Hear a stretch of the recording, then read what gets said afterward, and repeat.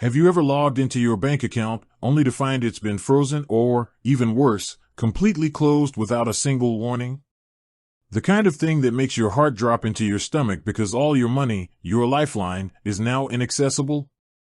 This is a real-life banking horror story, and it happened to me today with Ally Bank.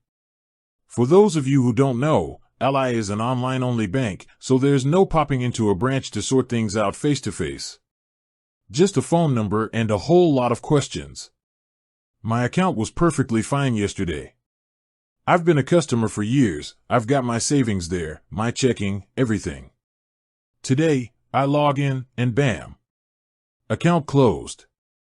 No email, no text, no letter in the mail, just a blank slate where my financial life used to be. The website says they'll mail a check with my remaining balance. A check. In 2025. After who knows how many business days.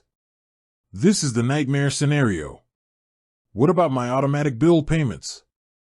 My direct deposit? All of those are now floating in a void. And when I called customer service, all I got was the standard script: we can't disclose the reason for the closure. It's an infuriating, terrifying black box. But here's the kicker: I'm not the only one. A quick search of online forums and social media shows a pattern of similar stories. People talking about being flagged for suspicious activity for everything from transferring money to a new investment account to receiving an unexpected large sum from a family member. It seems Ally has a reputation for this kind of behavior, often with little to no explanation, and that's a massive problem. Your relationship with your bank is built on trust.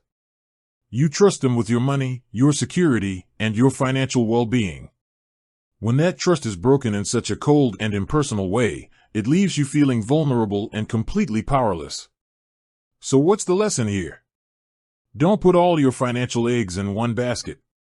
Diversify your accounts. Keep an emergency fund in a separate bank and have a backup plan for your direct deposit and recurring bills. Because you never know when your bank might decide to just ghost you.